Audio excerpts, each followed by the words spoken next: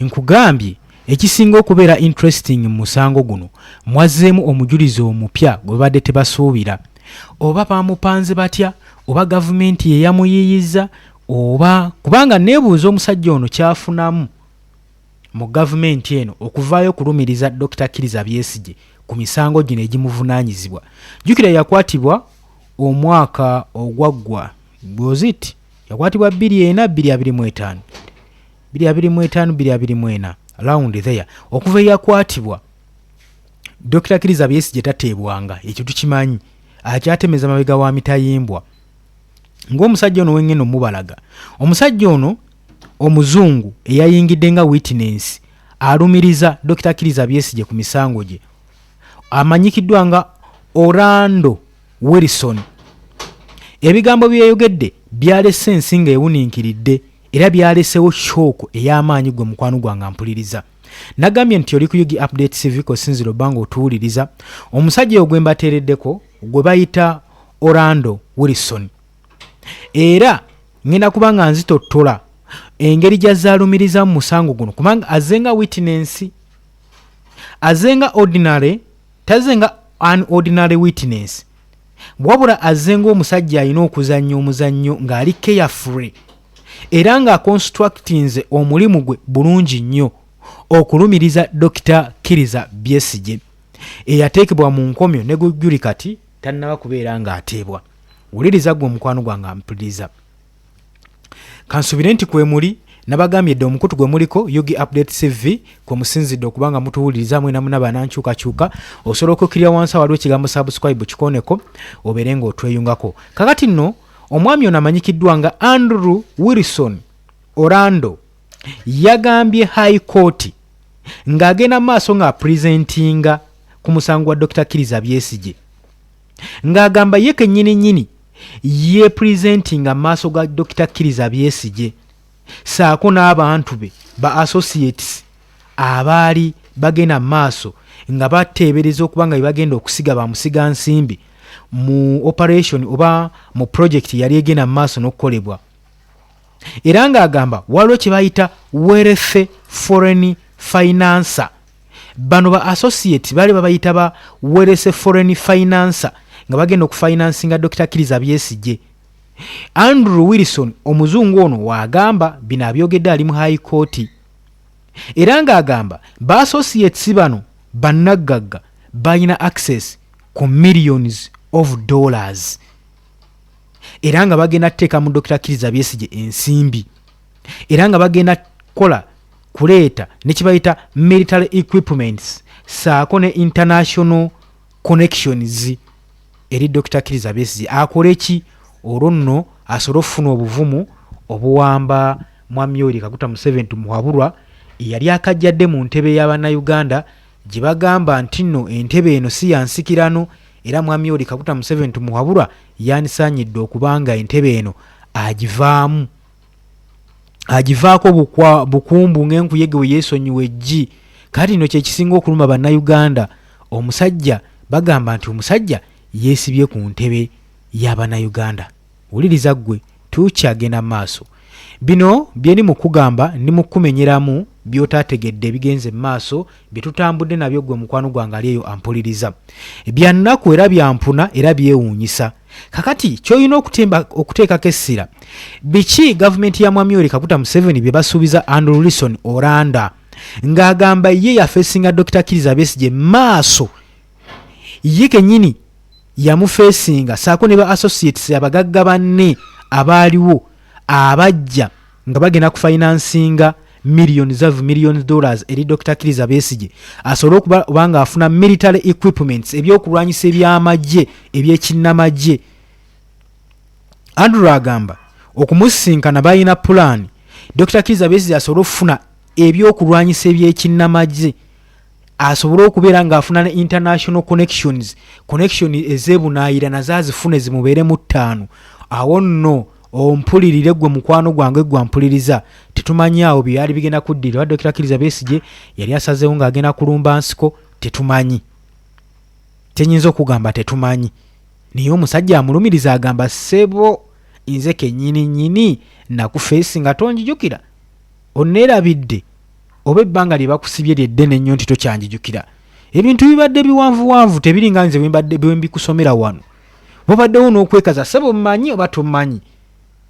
Nkiwa Dr. Kizza Besigye waba abadde tannakagwamu yandigambye nti nkumanyi, tetumanyi, tetutegedde. Agambye amumanyi oba tamumanyi. Omusajja amwesibyeko amugamba nze kennyini naliwo ne bagagga bannange nga tugenda kugula ebyokulwanyisa ebyekinnamaze. Zino ze bambala wano zino weebati zino nazo baali bazitegese okuba nga zireetebwa ku bajeti gye baali bakoze ey'obutime n'obutitimbe bwa $.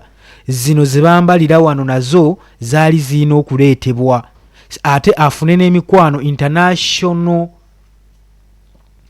afune emikwano ku international level egigenda okubeera nga gimuyamba mu ngeri y'emu nga Yoweri Kaguta Museveni tumuhabulwa mu 1980 eyo ng'olutalo lumaze okugaana olw'okuggyako Milton Obote.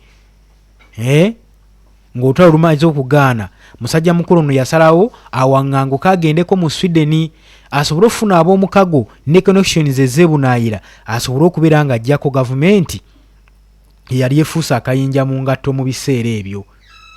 Ekyo kye njagala otegeere. Oli ku Yugi Update TV Sinziro Bango otuwuliriza.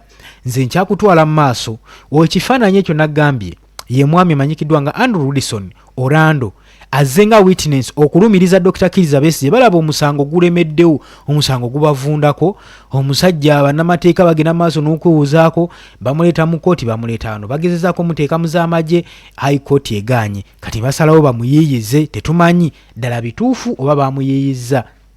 Jangu mu comment section yawo tuterewo okusinzira gwe nga w'obimanyi. Omusango gwazaagugoberera olowooza Andrew Orlando omujulizi aleese okulumiriza Dr. Kizza Besigye nti ddala emisango gino wagizza gye bakupaatiikako era bino waliwo nange naliwo, tukkirize ekituufu kye kino. Omusajja oyo bamutaddewo nga muzannyo oba ddala witness webitu byali.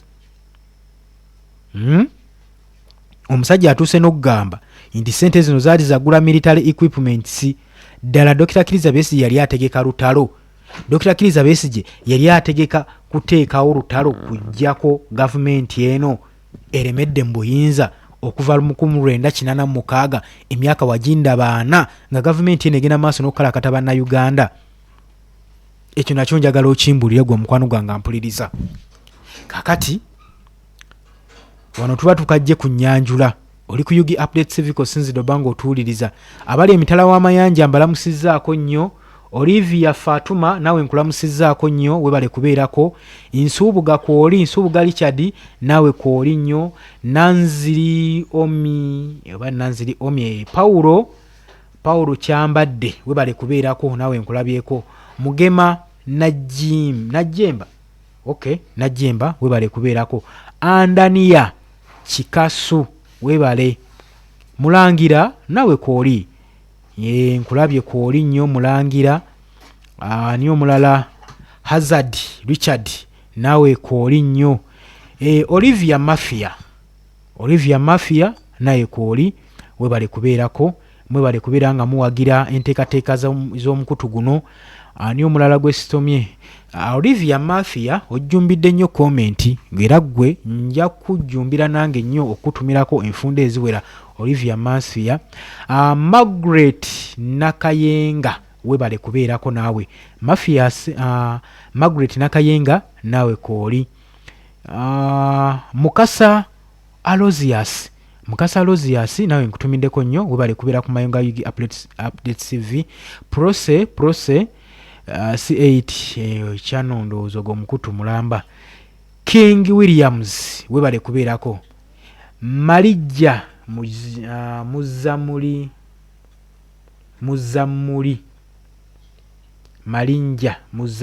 erinnya zibuzibu. Rogers Waleera naawe webale kubeerako. Banange obaka obwensomye ebintumiddeko abo bamala. Abasajja baagala kuwulirawo gye biggweredde. Katugende mu maaso. Mbagambye tuli ku musajja ono Andrew Wilson agenda maaso n'okulumiriza Dr. Kizza Besigye nti ssebo toweegaana naliwo. Njijukira bulungi nnyo eriiso lino oliraba eno feesi okyagijjukira. Jjukira bye wakola. Jjukira ddala bye watugamba Dr. Kizza Besigye wali ogezaako kuteekawo mbeera. Uno wagambye Ramanda Hani Menya I'm sending it to. Okay. Raman. Linnya zibuzibu naye kale lyeryo. Kakati wetutunuulira omusango guno. Mbagaye njagala mujje mu comment section mutubuulire ddala omusajja ono azze okulumiza Dr. Kizza Besigye. Ddala aliriyo waddala oba ayina naye byagoba. Wabanga si waddala. Gavumenti ya Mwami Yoweri Kaguta Museveni tumuwabula eyinza okuba ng'emuwadde butitimbe bwenkana ki okusobola okulumiriza Dr. Kizza Besigye mu musango guno. Ye lwaki bandikikoze? Omusango guno bagukooye. Baagala muteeka kalabba, baagala bujulizi obumulumiriza ddala okumuggyawo kiki? Jjukira nti ensangi zino ng'okujjukizaako akatono. Gavumenti eri mu kuteekerateekera mutabani w'omukulembeze w'eggwanga Chief of Defence Force Muhoozi Kainerugaba asobole okubeera nga yeenyigawo mu bukulembeze abeere nga oba oli awo asikira entebe ya kitaawe Mwami Yoweri Kaguta Museveni tumuwabulwa. Kakati tulireyo olugambo olugamba nti bonna bonna be basuubira bayinza okwekika mu kkubo ery'okubanga tebajja kukkiriza mutabani wa mukulembeze kumaamira ku bukulembeze buno be bangi kati baagala babeere nga babasappuresinga nga babajjawo mu kkubo eryo era bagamba mbu abakulembeze ab'opposition abakwatiddwa bano be basinga okubeera nga babateeka ku bunkenke nti be bayinza okuteekawo embeera etiisatiisa nabo katubaggalire tusigale nga amaanyi matono eno mu bantu. Kati ate n'ekirala wuliriza ggwe ali yampuliriza akalulu kano akagwa aka 2026 January twalabanga abakulembeze abaali bamaze mu parliament ebbanga ngera tebasuubira muntu n'omu kujja kubajjako twalabanga baakubibwa mu kalulu kano tebabadikirira yinga newankubadde abasinga bakomplaininga nti baawangula. Kyali kigendererwa ki gavumenti obutazza bantu bano mu parliament. Jjukira nti gavumenti erina options za mirundi ng'ebiri. Muhoozi Kainerugaba wabanga tasikidde kitaawe ku ntebe ya bukulembeze nga biganye. Option number 2 parliament Muhoozi gy'aba yino yitira badeekeralinge era yeyino teekawo move ne pass erangirira Muhoozi Kainerugaba ku bukulembeze nga kino baakikola batya baakiteekateeka mbu Oboth Jacob Oboth okubanga kati ye speaker wa parliament ng'avudde mu UPDF. Jukira ono yali apresentinga UPDF Uganda People's Defence Force mu parliament era nga yagikiikirira ku nsonga zonna ezigenda mu maaso. Ekyo njagala okijjukire. Kakati era ya endorsingibwa na kibiina ekya Patriotic League Uganda era nga chairman waakyo akikulira ye Muhoozi Kainerugaba Chief of Defence Force era nga ye yasinzira okukwata Nnaalongo Anita Amongo okumujja ku bwa ssentebe bwa lukiiko lw'eggwanga olukulu lwa parliament n'amukwata nga mutaddeko emisango egy'enjawulo nti ono abadde yeenyigira mu buli bw'enguzi n'avaayo asobole okubeera nga bateekawo Oboth. Kati awo ndowooza bigatta mutandise obbiraba gye biraga. Kakati Oboth wamala okujja kitegeeza nti Muhoozi Kainerugaba akuzzayo ku kiri kye yaggamba mu mwaka ogwa 2025 ng'amaze okuba nga akulyetinga ekibiina kya Patriotic League Uganda n'avaayo n'abagamba nti bannange mumanyi oluvannyuma lw'okugenda mu reesi nga bakoze awo mobilization tour, not mobilization tour, tours ez'enjawulo kale okukakasa nti mu bantu gyali banaamusekendinga omuwa akalulu ne balaba nga biganye. Muhoozi yavaayo n'alange n'agamba ebya reesi sijja bisobola wabula abawagizi bange bonna mwena gye muli njagala okibategeeza nti sigenda kulabikako ku ballot paper wabula mwena wadde bampagira mugende mwesimba emabega wa kitange Mwami Yoweri Kaguta Museveni naye mukakase nti nno mwesimbawo nnyo ku bifo by'obubaka bwa parliament mujje mu parliament. Akakalowoozi akabalekera naye temwakategeera mujje mu parliament kuba naye asuubira okuba nga ajja kuwubayo olubu lw'ekigere gy'ayinza okuyitira ebinaaba biganye okufuuka omukulembeze w'eggwanga awo mwabuusaawo amaaso. Nkugambye nti oli ku Yugi Update TV gwatannatweyongako okkirira wansi ekigambo subscribe weekiri kikooneko obeere ng'otwegattako. Ono Evans Intale ogambye ebyo those are fabricated baseless allegations nti ebyo biwanuuzibwa era bamusibako matugambuzi muli isango kitegeeza biri fabricated bipaatiike babitonzeewo butonzi okulumiriza Dr. Kizza Besigye. Ebyo tebibadde bigambo byange, badde bya Evan Intale gwateesezawo otyo. Abiba Nabayengo nawe tukulabye kwoli, tukutumiddeko nnyo, mwebale kubeera ku Yugi Update TV. Kaakati tubadde tukyabatwala okubajjukizaamu akalowoozo Muhoozi Kainerugaba ke yabalekera, n'abagamba nti nno tagenda kulabikako ku ballot paper olwo mulujjukira, n'agamba nti ye avudde mu lwokaano, naye n'abagamba ekirala kye mutaasimbako siira. We yamala okwogera ebigambo ebyo yakola statement endala egamba nti nno amagye ne poliisi, yakola statement n'agirekaawo, n'amala n'agamba Robert Kyagulanyi Ssentamu ka Bobi Wine tasuubira nti n'agenda kulya obukulembeze oba n'abeera ku ntebe y'obukulembeze. N'agamba amagye ne poliisi tegayinza kukkiriza civilian kutuula ku bukulembeze oba kutuula ku ntebe ya bukulembeze.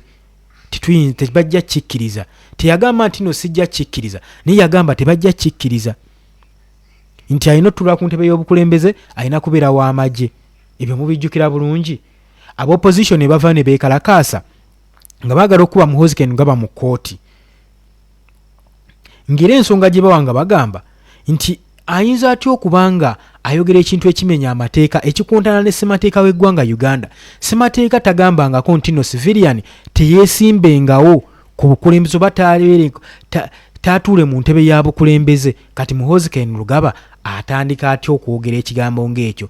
Kati wano tuddayo ku basajja bano abaatuula kakiiko kaba members 21 abaatuula ku boodi nga babaga amateeka mu mwaka ogwa 1995. Tumanyi bulungi Mama Maria Matembe yaliwo nnyo, Kayindo Tafiire yaliwo, bamu ku baatuula ku lukiiko olwo.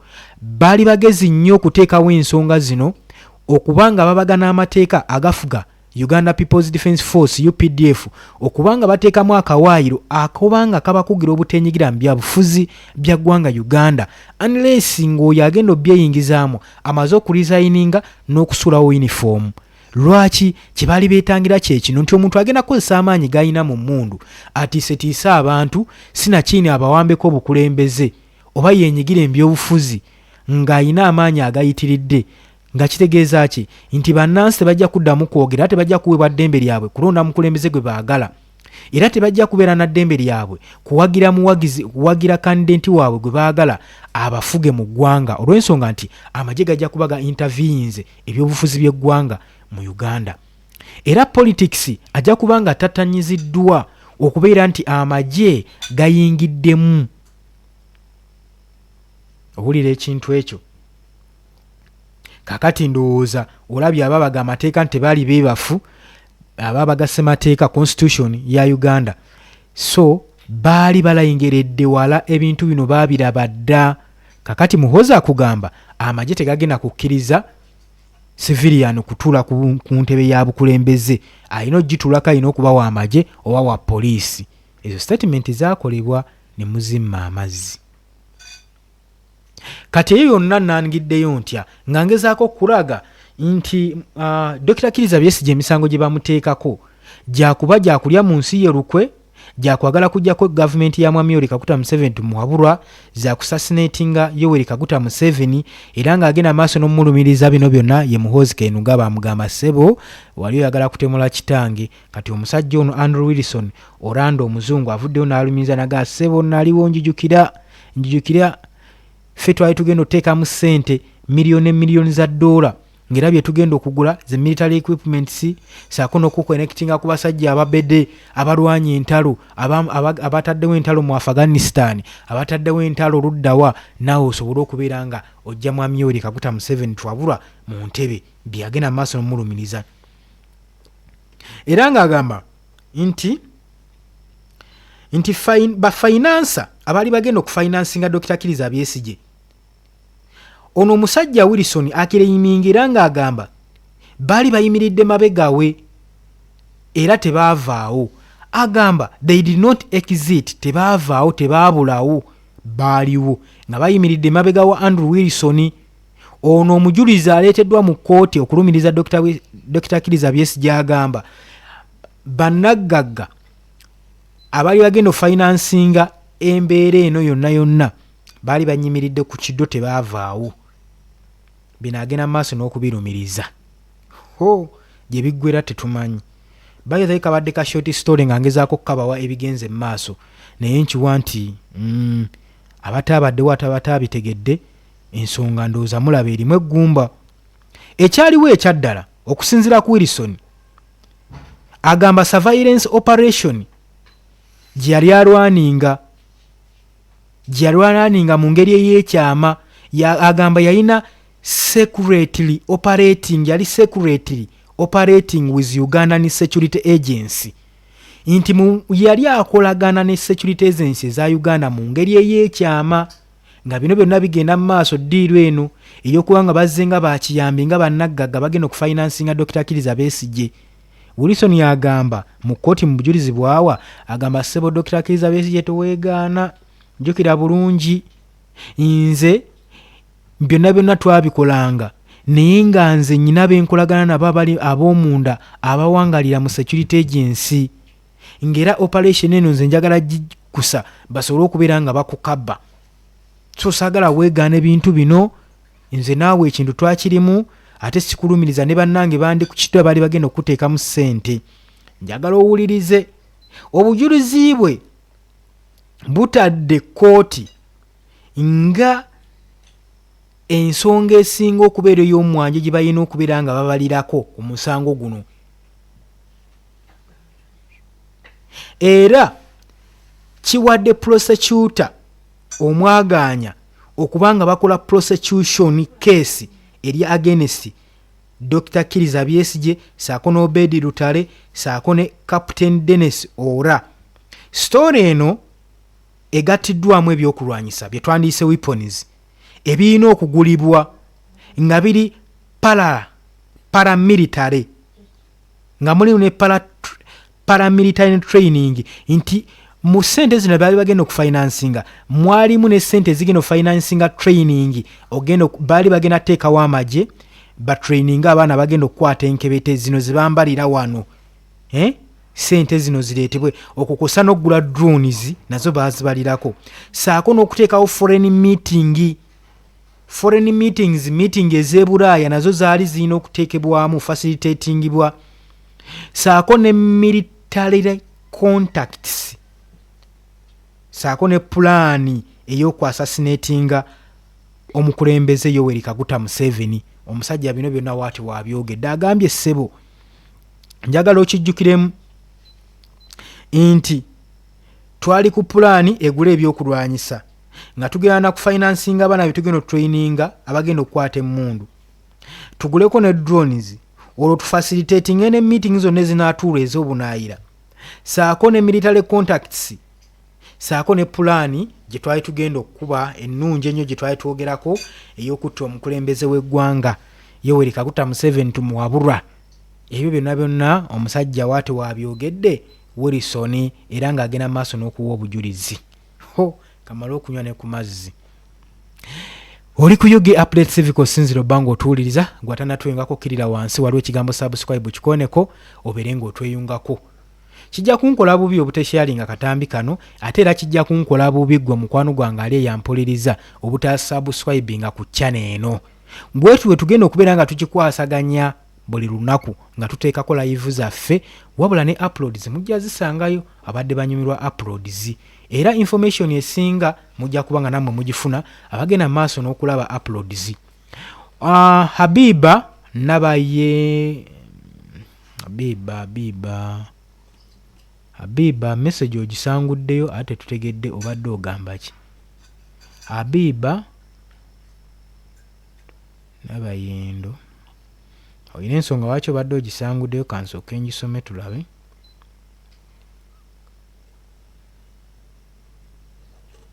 Ogambye muhoozi talifuga.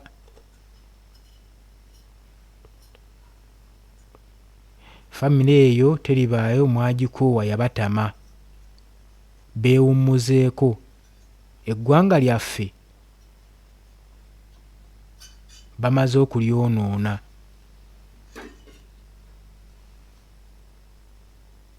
Ki kye baagala era ki kye bagenda okukyusa mu Uganda abantu baffe bali mu makomera abatalina misango.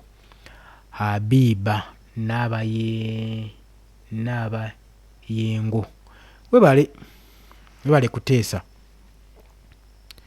weebale kuteesa. Kakati emisango nga we mugiwulira gye batadde ku Dr. Kizza Besigye teweegibaala nti opposition wa ludda lulala. Tuseke tuteeke wabbali nti yagana okwegatta ku Robert Kyagulanyi Ssentamu okubaako kye bakyusa, oba opposition bonna bagana okwegatta ku Robert Kyagulanyi Ssentamu bateekewo amaanyi ag'ekitala agayinza okuteekawo embeera. Njagala okimanye nti nno ab'opposition bangi kati abakwatiddwa era basibiddwa. Kye batuusa ku Dr. Kizza Besigye bayinza n'okipaatiika ku muntu omulala. Fabrications zino ze bakola basobola ozikola ne baziteeka ku Muwanga Kivumbi, era basobola ozikola ne baziteeka ku abaddeko Road Mayor Erias Lukwago, basobola ozikola ne baziteeka ku Waiswa Mufumbiro, naye bayinza omukola mu mbeera y'emu. So tetusaanidde kubanga tulirakisinga. We don't have to relax. We don't have to relax. Kubanga kyonna wano nno we tulina okupromotingira justice oba okulwanira ku justice. Omuntu tolinda kintu gwe kutuukako, osobola okulwanirira eddembe ly'omuntu omulala.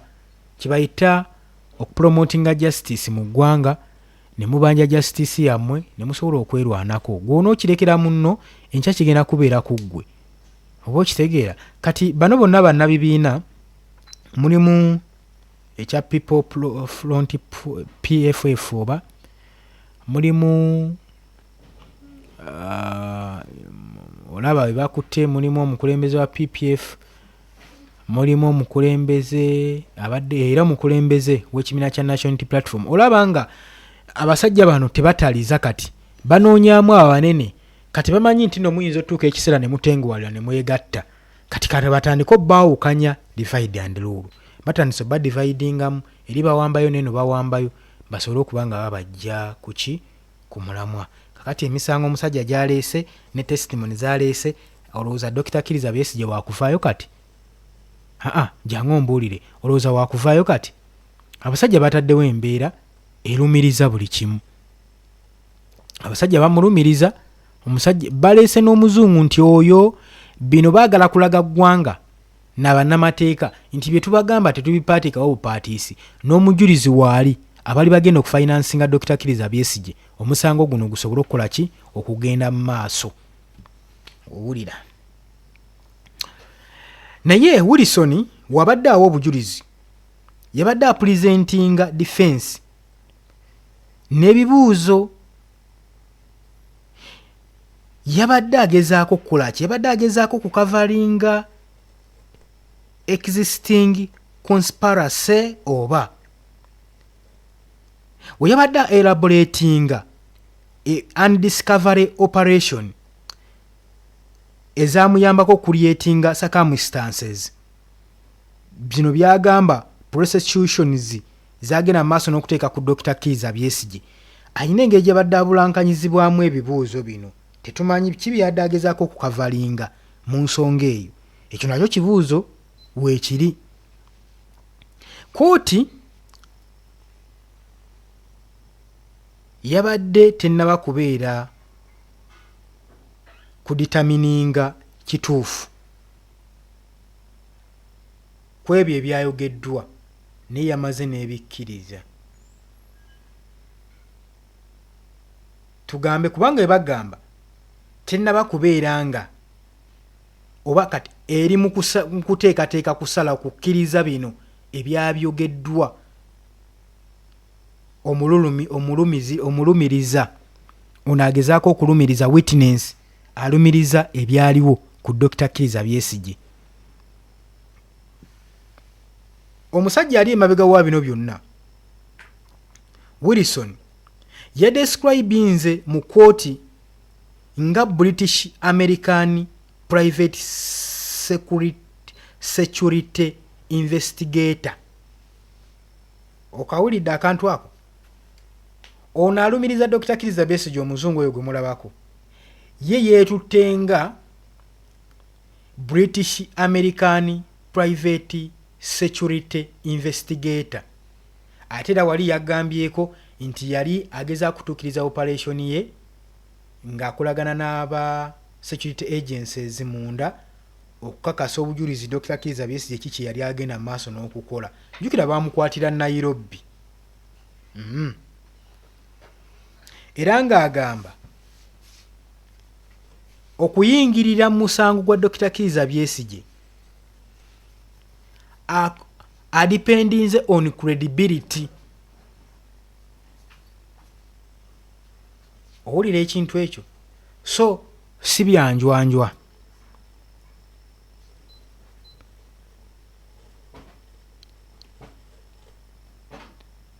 Era yabadde yeetaagisa okuvaayo okwapiyalinga okudelivalinga notisi nga zino kubanga ekkooti n'abo abawaabirwa kyekino kye babadde beetaaga. Era ng'ateekawo international business operation imaginary eyali egenda okubeera ng'esosietingibwa ne access eri waffe millions of dollars gy'atadde ku Dr. Kizza Besigye. Okusinziira ku bujulizi omuwaabi omulumiriza agamba bali yategeseewo obukadde $5 obwa dola million US dollar bwali available era nga ne ssente zino zaali zigenda kuba nga ziteekebwa mu banka eya Dubai ku akawunti olwo nno mbu kisobose Dr. Kizza Besigye okubeera nga alina access ku ssente zino. Omusajja nno ali mu kuluma. Era ofe eno yali ekampayiningiddwa n'ebisuubizo ebyokubeerako ebyokulwanyisa weapons saako ne technical assistance olukosa ne military training nazo byalina okubeerako. Kati ne bamuwaako mbw akasente kano.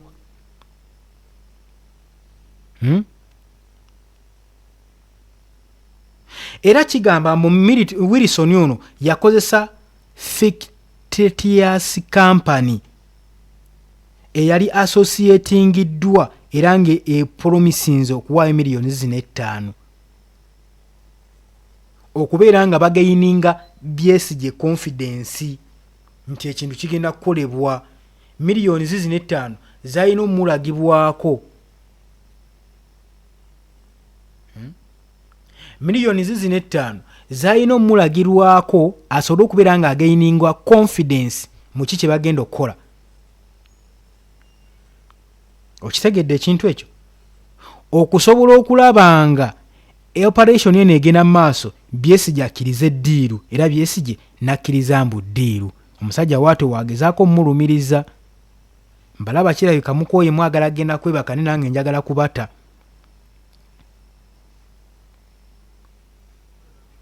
Kakati nno ensonga yavudde ku ssente n'egenda ku logistic era nge millions zino ssente zino zaali zigenda teekawo military actions. Kati tebatunuulidde ku kya ssente, batunuulidde military actions ezaali zigenda okukolebwa nga Dr. Kizza Besigye amaze okubeera ng'aweebwa omusimbi guno. Sherry Chantel webale kubeerako nawe nkulabye oyabudde. Wuliriza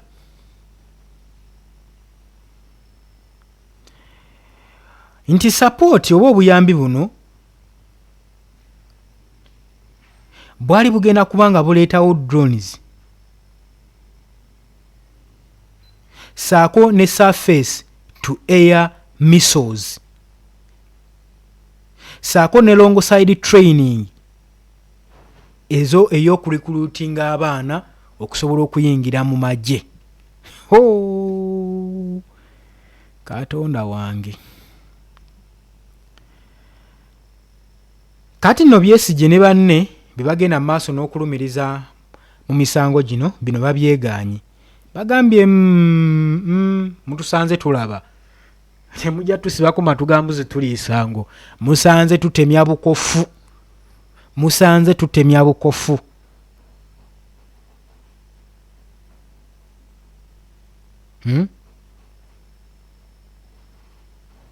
Era nga bagamba temujja tusibako matu ga mbuzi tuliisangu.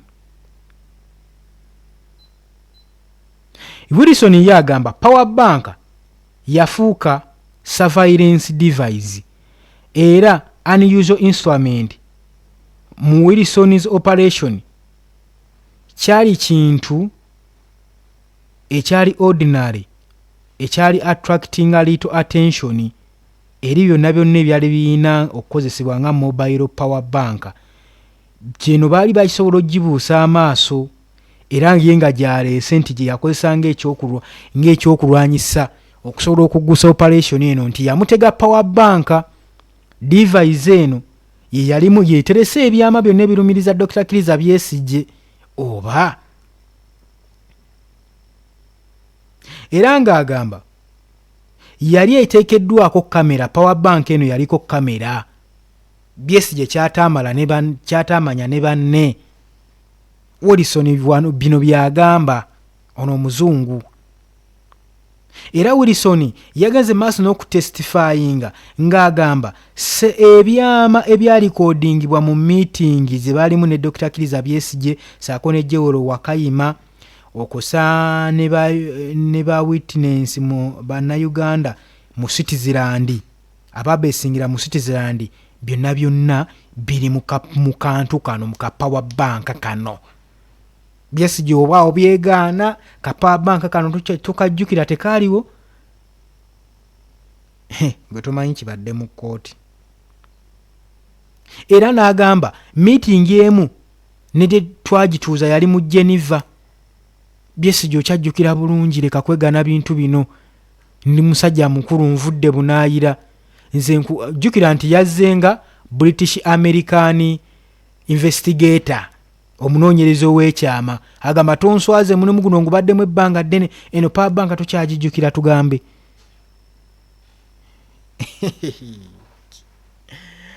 Gavumenti nga yakwesibyeko nga yakwetoolodde abasajja baagadde obuyinza gwe nkubuulira bateekamu buli kimu ekyetaagisa okusobola okukkakkanya okuyisaawo obuyinza. Omukulembeze gavumenti weerwe nnyo mu buyinza etuuka ekiseera ebirubirira byayo n'ebigendera bye yalina okutuusa nga bigiremye oluvannyuma lwa myaka 4 emyaka emingi ng'eri mu buyinza nga bigiremye eba tekyalina kyeyinza kumatiza abantu okuggyako ka kyeyinza okumatiza eggwanga kwe kwongera ku myaka n'okugenda mu byafaayo nti tufugidde ebbanga eddene.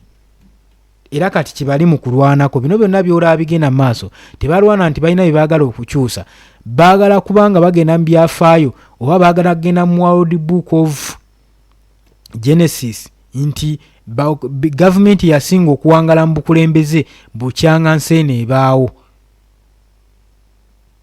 Kuba bikyatusobedde kuba we tutunulira Dr. Kizza Besigye emyaka gyegyo, bano bennyini abamulwanyisa Muzeeyi Yoweri Kaguta Museveni muhabulwa emyaka gyegyo. Okusinziira ku Wilson, suggestion ya Dr. Kizza Besigye gyagamba ebyali mu discussion mu apartment, Wilson yabigaanye ng'agamba yali already amaze okuba nga ategeka residensi ye ey'okukonvatinga surveillance. Kati Dr. Kizza Besigye byali asazeewo discussion ey'okugenda mu apartment ye yabigaana n'agamba tulina kgenda eri gye nategese ebyange. Era ng'agamba ensonga lwaki yamugamba kugenda eyo gye yali ateeseteese obumodi bwe bonna surveillance camera equipments okusobola okumulumika mu musango guno n'omuteeka mu direction gy'amwagala. Bw'atyo bw'agamba. Atukwashe Junior webale kubeerako ogobye bumale. I have just joined but I don't know what is all about. Bannange ojja kgenda okebere mu uploads zaffe akatami tujja kuba tukateekayo otegere biki ebibadde bigenda mu maaso gwe mukwano gwange mpuliriza. Ebigenda mu maaso tuli mu kuyita ku musajja amanyikiddwa nga Wilson agenze maaso n'okubeera ng'alumiriza Dr. Kizza Besigye. Omusajja oyo omuzungu gw'olaba amugamba ye omu ku bagagga abaali baleeteddwa ne bagagga banne abaali bagenda okuteeka mu Besigye omusimbi okusobola okuggyako obukulembeze bwa Mumyori Kaguta Museveni tumuwabulwa n'okumutta obusi okumusasinentinga saako n'okuteekawo n'okuliutinga akola recruitment y'abaana bagenda okwenyigira mu mazzi n'oggulako ebyokulwanyisa ebigenda okubeera nga biyambako abayeekera abanajjako gavumenti ya Mumyori Kaguta Museveni tumuwabulwa. Gy'emisango gy'agenda maaso n'okubeera ennemba nagyo kati mbu baleese omujulizi yono omujulizi agenda maaso n'okubalumiriza era nga bagamba nti omusajja ono agamba ye avudde nga akola nga British American investigator akola mu kunoonyereza mu investigation era bino byonna teyabikola ng'ali yekka yaliko ne Ugandan security agencies mu kyama nga bagenda mu maaso n'okusetinga Dr. Kizza Besigye okumugyamu information eno ey'ekyama era ng'agamba yakozesa device gye baali basobola okuba nga babuusabuusa amaaso nga tebasobola giteebereza device ye power bank. Wilson yagamba power bank eno yaliko kamera era ng'ekootinga ng'ekwata buli kimu ekyali kigenda mu maaso era ng'agamba teyaganya Dr. Kizza Besigye mutwala mu apartment ye ekyo yakigaana wabula kye yakola ya making sure nti yamutwala gye yali ategese mu residensi ye kubanga gye yali ategese convert surveillance zonna ezigenda okuba nga zirumiza Dr. Kizza Besigye mu musango guno. Nagambye doli ku Yugi Update Civic Sinzero bango otuuliriza gwatana tweyungako kirira wansi waliwo ekigambo subscribe kikoneko obeere ng'otweyungako. Gwe ayagala otweyungako ekigambo subscribe wansi we kiri kikoneko kitegeeza ki tewerabira kuona mukadde akadde ako nagamba okakona mukakuleetera notification message okubeera ng'oli alert ku information yonna gye batadde ku mukutu gwaffe gw'abaasooka okugimanya. Mukutu gwa nkyukakyuka gwa nkulaakulanya mukutu gwa mbuulirira so omukutu gwammwe mwabagukulaakulanyiza so era temugulekerera wuliriza. Move eno ng'ogitadde ewantu walala wonna wonna. Wilson yagambye kooti nti yali ajja compromisinga singa baali bamututte mu kifo ekirala kyonna kyonna era operation ye yali ijja kubanga egwa butaka y'ensonga lwaki yakkiriza ye Besigye amuvugire ku front page ye amutwale mu kifo ekyo kye yali ayagala bwe baba discussingira. Era agamba yayina okufuba okulanga amutwala mu kifo kyategese asobole okufuna ability recordinga meeting eyo yonna yonna gye baali bagenda okuba nga batuula byonna byonna bye baayogera asobole okuba nga abirikodinga.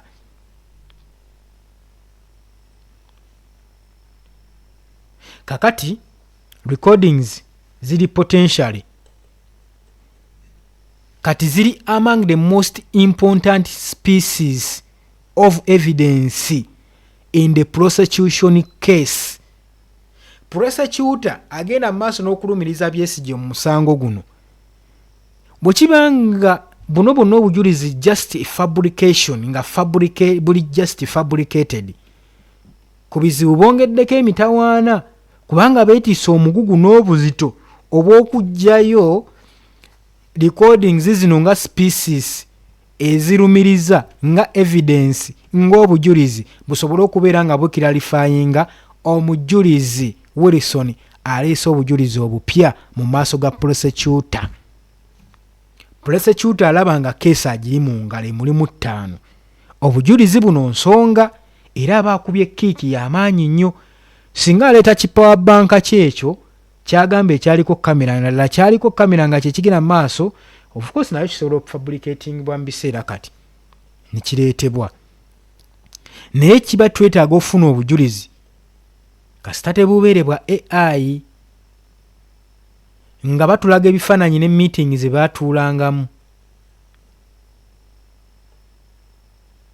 Era Wilson agamba oluvannyuma na transferringa bu recordings buno mu material onto ku hard drive yabu transferringa ku hard drive era nabu handing over eri ba investigators yabuwaayo mu abo abanoonyereza bagende maaso n'okunoonyereza obujulizi buno bwe yali akufunye bwe yali akwatidde ku power bank device gyagamba eyamukolera nnyo omulimu ogw'ettendo. Wuliriza. Kakati yabuwaayo basobole okubeera nga bakuliyetingawo another battleground mu kunoonyereza. Si kyangu Wilson kyagamba okubeerawo, naye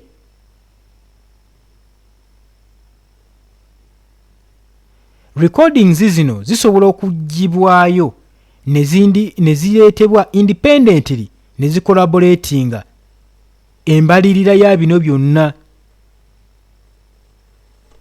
era zijja kuestablishinga presence ye okubeerawo kwe mu biseera ebyo nga ye bwe yagamba nti yaliwo. Oli ku Yugi Update TV, bino kw'osinzira okuba nga obiwuliriza mukwano gwange. Mikwano gyange kyenyinza obbagamba olugero luno luwanvu. Olugero luwanvu era nga sikiwa nti tunaalumalirizayo olunaku olwaleero. Abamu mbalaba mwasandise dda okusumagira, kyokka nze mbadde nkyabatwala kantindiggwa musobole okumanya olugero luno lusobole okubeera nga luggwayo. Lwaki njagala olugero luno lubeere nga tulinnya ku nfeete nti kibakola ono enkya basobola okukikola ggwe mukwano gwange ali eyampuliriza. Bino ebintu si byakumuniino, si byakuzannya. Kino kyenjagadde otegeere.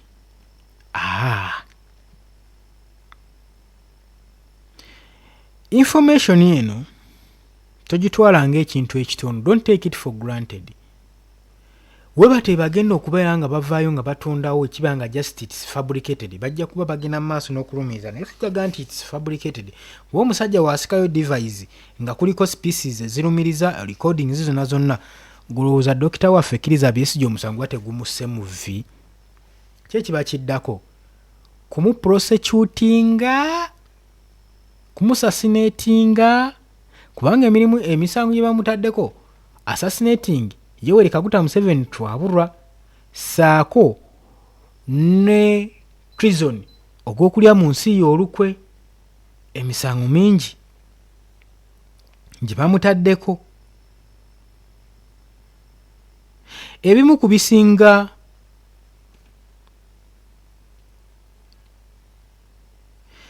bisinga okubeera nga bikola ekinyusi mu bigambo bya Wilson omulumiriza agenda maaso n'okulumiriza Dr. Kizza Besigye ye training operation eri mu Kenya Kisumu gye yeesibyeko, gye bali bagenda trainingira mbu abayeekera bano be bali bagenda okulikulutinga era nga ne ssente be bali bagenda oziteekamu. Kati agamba nti twatugamba trainingira mu Kisumu Kenya olusobole okuyingira Uganda ng'abaine emmundu mukono bagimanyi.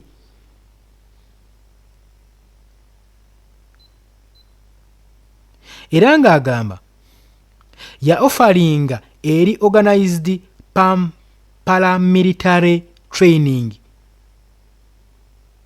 wakati w'abantu 4 ku bantu 6 be bali bagenda okutraininga. So far recruitment okusinziira ku testimony bali balina okureceiving military equipments bazambale basobole okubeera nga amanda bagwolekeza mwami Yoweri Kaguta Museveni tumuwabulwa. Museveni alina battalions mmekeza amagye. Omusajja agamba mbu balinawo obusente nga bagenda kurecruitinga abaana 4 ku 6 bajjeko gavumenti ya wano mbu nga ye pulaani gye bali bateredde Besigye ku mmeeza era Besigye nakkiriza n'agenda nayo mu maaso. Bigatta tebigatta, jja mu comment section otubuulire bigatta tebigatta. Era recruitment eno eyina obujulizi balina okureceiving equipments, military equipments ebyokulwanyisa ebyekinnamagye okusobola okulaba nga emmundu egenda mu maaso.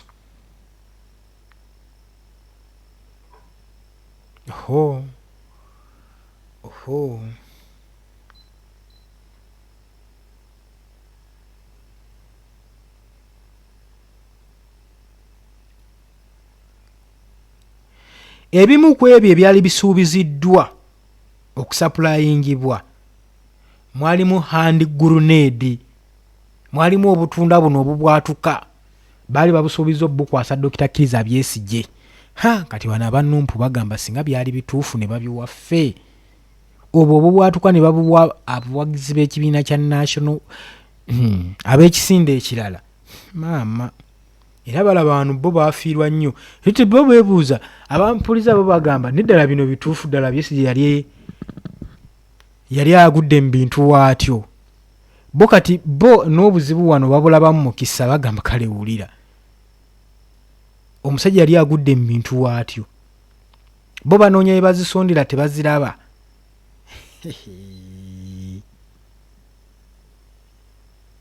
Era Wilson yawadde grenade zino code name era ng'agamba we are to deliver hand grenade code name Pina Apple. Bali bagenda zituma Pina Apple. Omusajja alumiriza munne n'akatagabutazi agambye nti ne grenade zino bali bamaze ziwa erinnya ery'ekimpatiira nga tetugenda ziyita grenade nga tuteesa, twalina kuziyita Pina Apple ku training point mu Kisumu.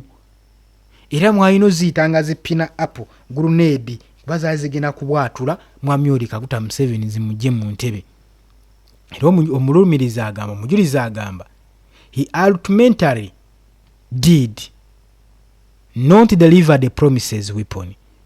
Kyannaku tiyasobola kudelivalinga byakulwanyisa bino. Lwaki tetumanyi, naye wabula yagenda maaso ne communications ne group era ng'akolera wamu ne Ugandan Security Agency, ng'agenda maaso n'okulumika Dr. Kizza Besigye. Oba tuli bumu, nkiwa tuli wamu. Wuliriza gweyakatweyungako oli ku Yugi Update Civic osinzira obbanga otuwuliriza.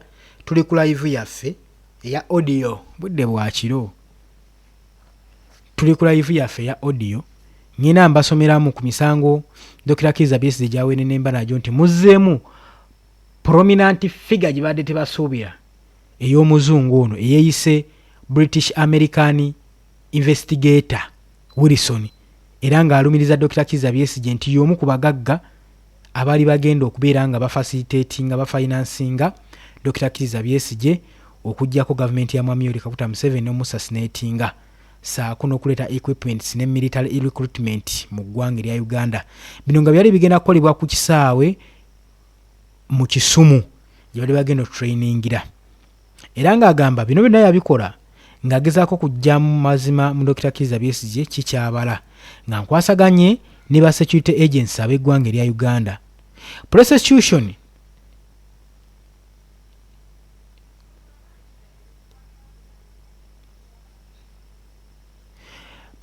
agenda maaso n'okulumiriza Dr. Kizza Besigye nti yalisiivinga 50,000 mu mwezi ogwa June nga 14 saako ne July nga 24 omwaka ogwa 2024 nga za kufacilitatinga movement eri Bannayuganda 36 okuva mu Uganda ku Kisumu bafune training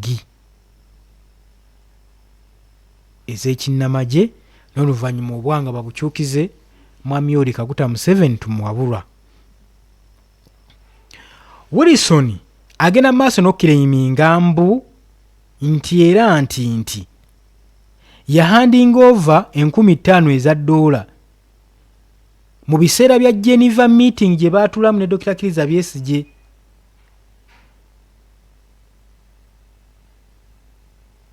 Era agamba n'ebyama bya likodi zino ze nalikodinga nziyina kifo.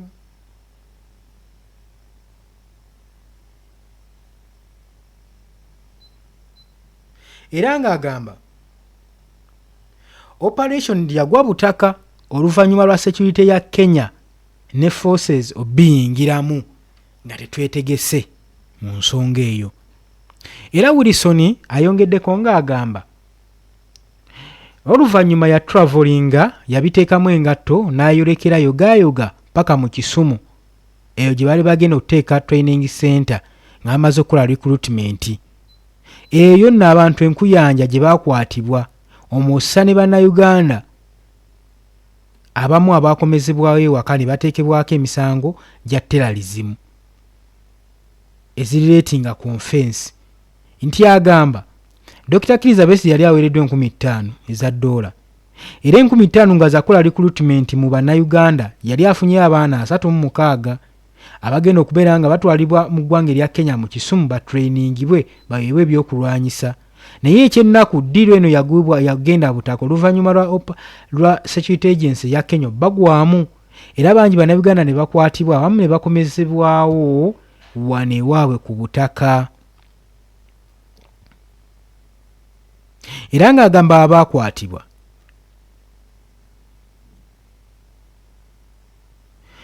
abakwatibwa baali connected ne bino ebiwanyuzibwa mu musango guno ogwa treason.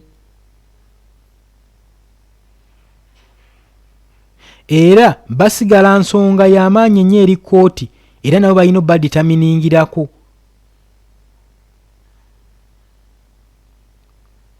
Nantembe webale nkulabye okubye bumale otuuse.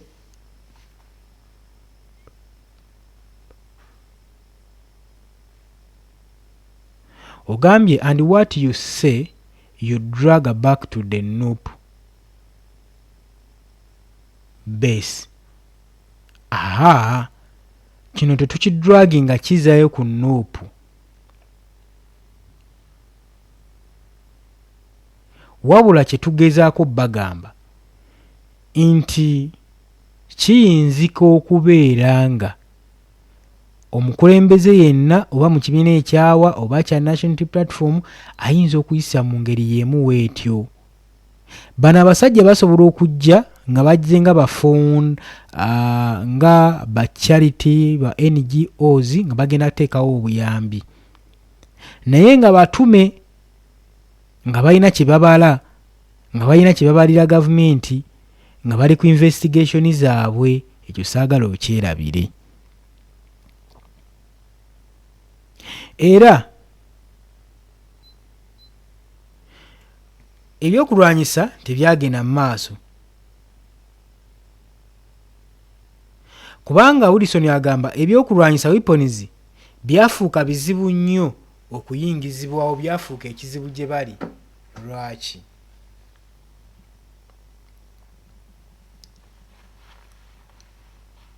Wilson era alumirizanga agamba oluvannyuma nga amaze okusalawo okoperatinga ne Ugandan security agencies yatandika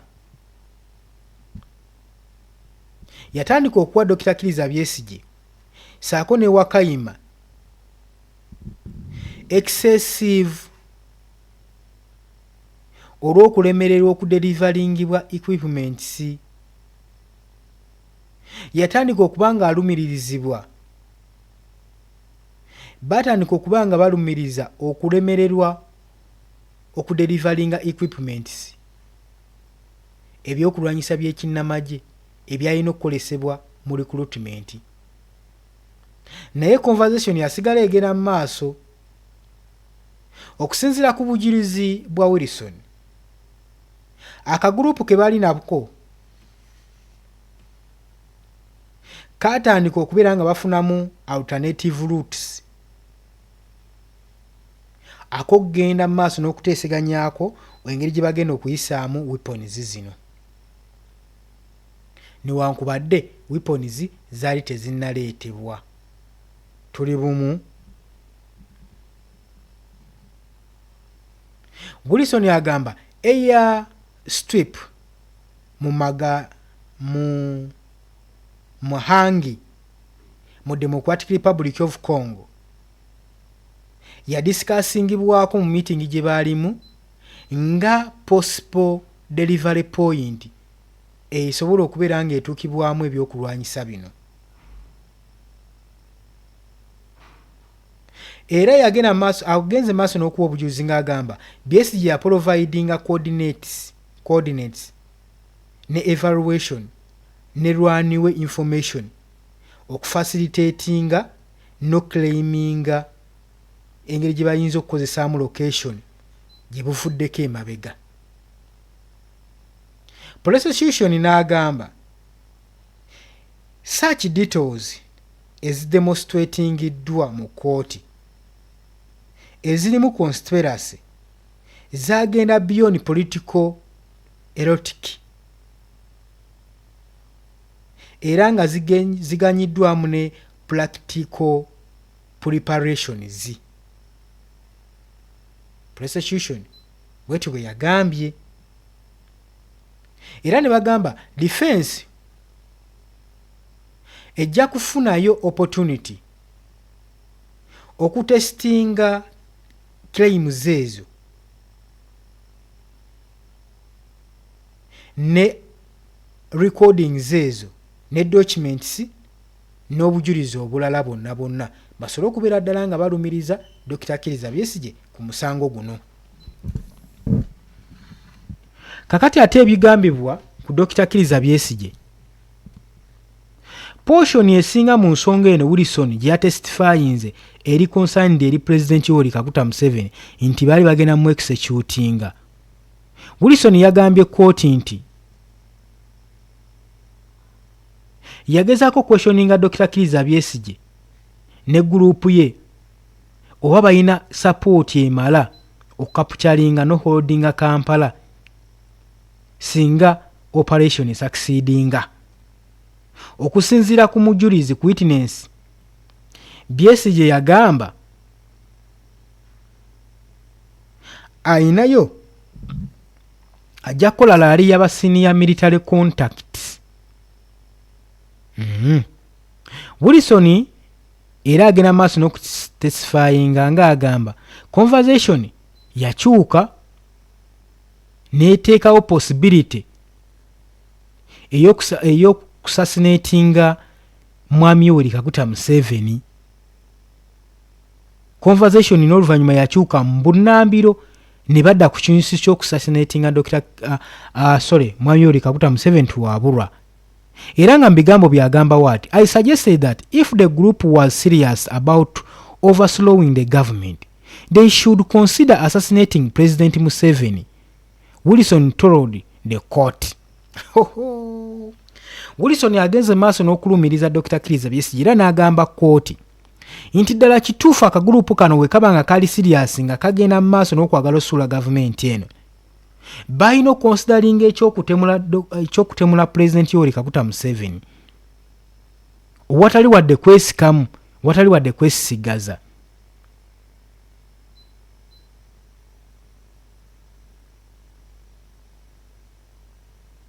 Era ebyogerebwa bino byafuuse striki oluvannyuma lw'omujulizi ono okudescribinga oba waliwo supposed ya debit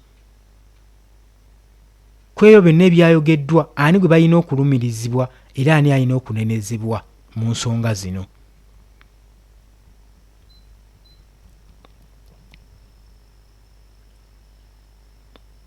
Kakati wenjogerera mukwano gwaffe enfanfe Dr. Kizza Besigye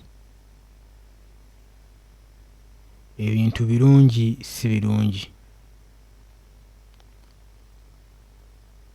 Era agamba mbu Wakayima yali ayagala ka gurupu kakireiminge obuvunaanyizibwa buno, naye ate nga ye Besigye atiddemu eri political consequences. Era nga omujulizi ono agamba omuzungu Wakayima yali ayagala akutekinga credit obuyinja abeere nga yabutwala olw'okulumba, naye ye ne Besigye waliwo obutakkaanya mbu there was this agreement. Bali baagala okwatakinga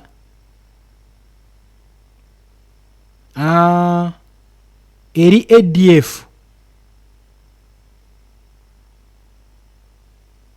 nga baagala bakikolenga aba ADF we bataddewo ensasagga eno we bate baali baagala okukikola naye nekitigaana nekigwa butaka. Wilson agenda mu maaso n'okutestifyinga.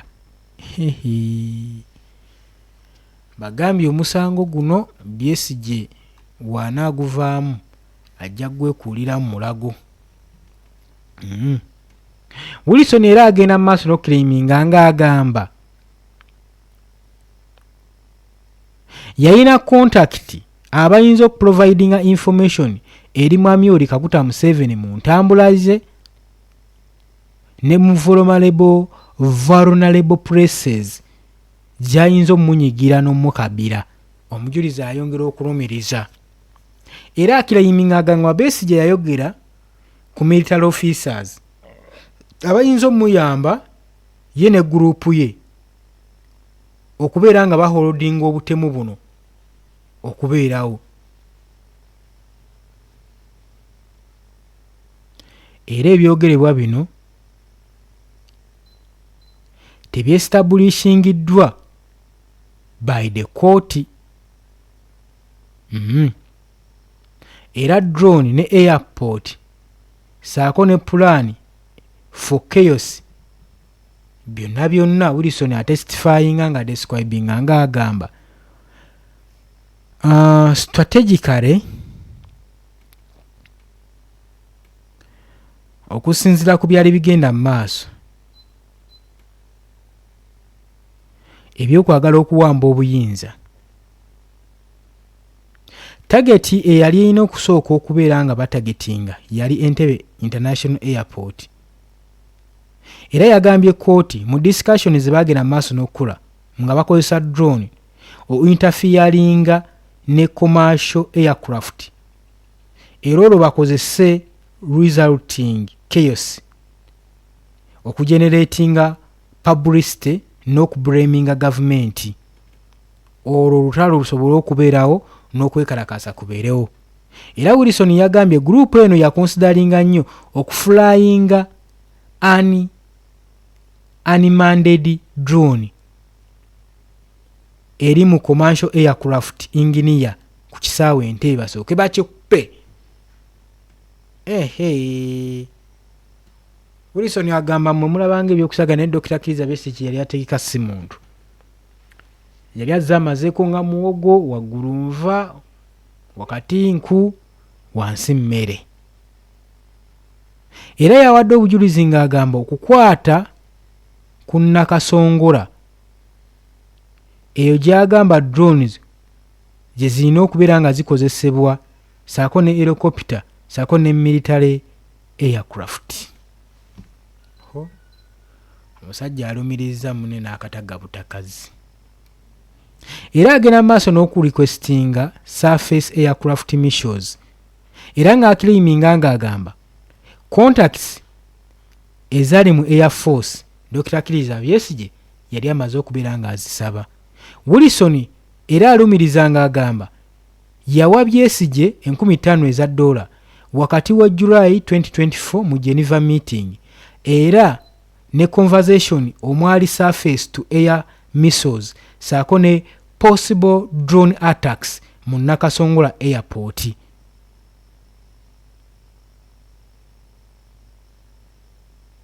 Prosecution's theory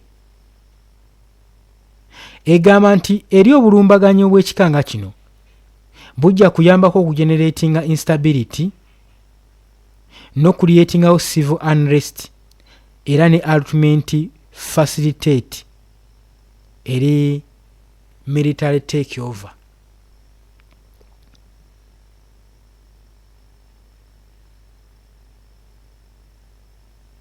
Era ng'agamba obujulizi obusinga obwaleeteddwa mu kkooti oba ebyayogeddwa byabadde fa era nga biriroko nnyo.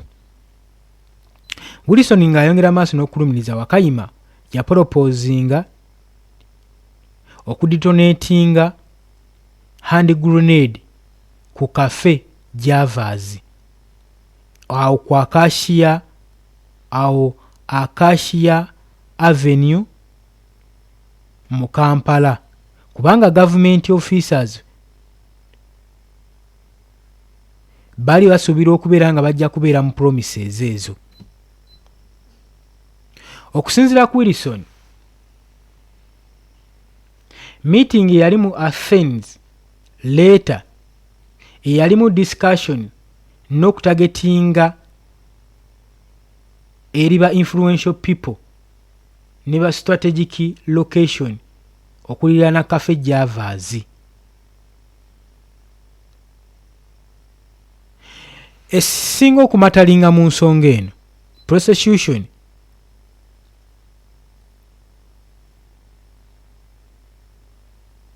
agenda mu maaso n'okucumulatinga picture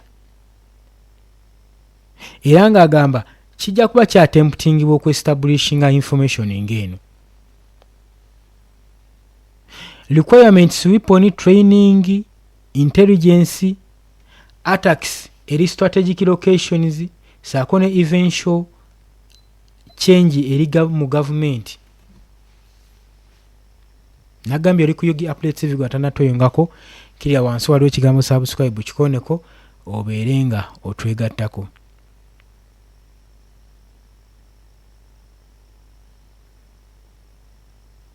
Era ebyogerebwa biraga nti Wilson teyasigadde mu Uganda. Okusinziira ku testimony ze,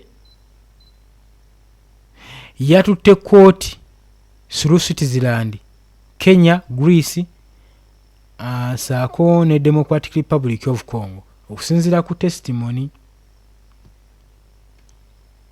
Era ng'agamba Geneva yafuuka recurring meeting point gye baagendanga maaso n'okusisinkana.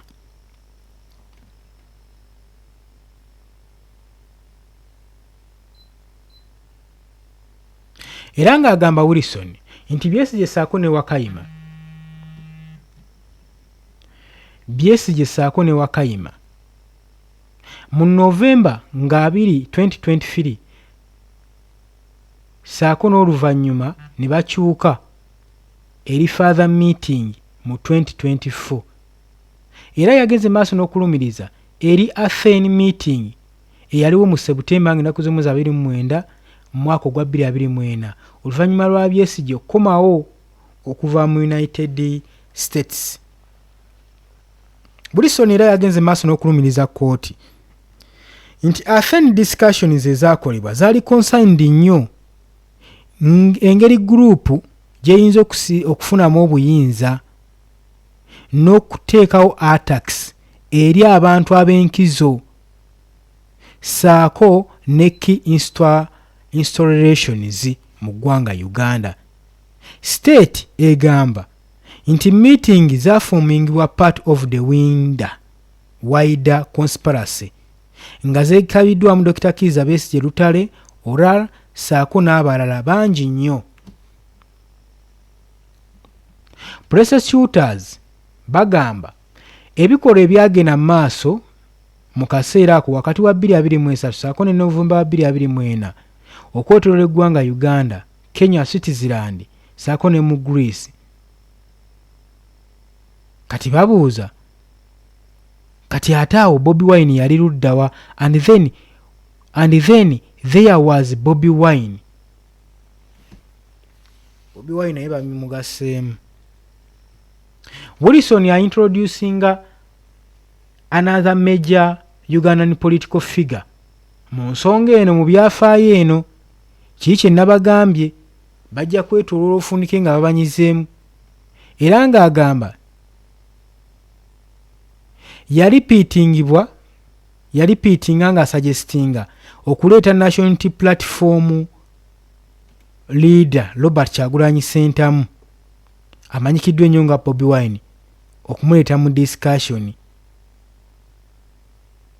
Okusinziira ku Wilson, Besigye yalujectinga idea eno kubanga bagamba mu discussions bakola Besigye yali basuggestinze nti baleetemu omukulembeze w'ekibiina kya National Unity Platform Robert Kyagulanyi Ssentamu.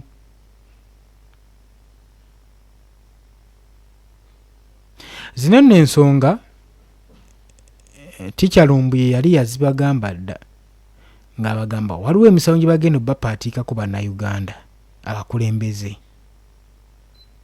naye abamu ne mutawuliriza.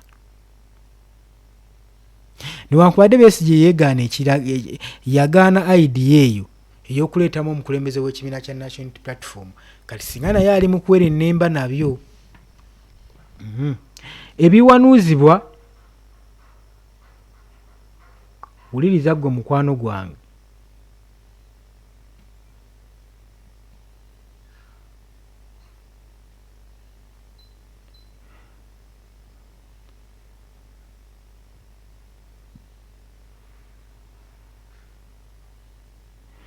Ebiwanuuzibwa bino tugambe nti Robert Kyagulanyi Ssentamu yaparticipatingamu mu conspiracy zino ezigenda mu maaso tetumanyi. Naye nga ssaawa yonna balina omuntu gwe bajja okisibako omulala, balina gwe bajja okiyingizaamu.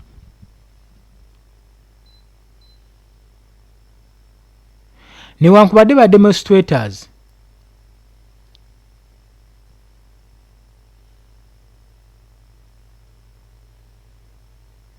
Wilson agamba yagezaako nnyo okuoperatinga Besigye political network agioperatingemu egazibwa amanye nti biki byabala abibala ne baani.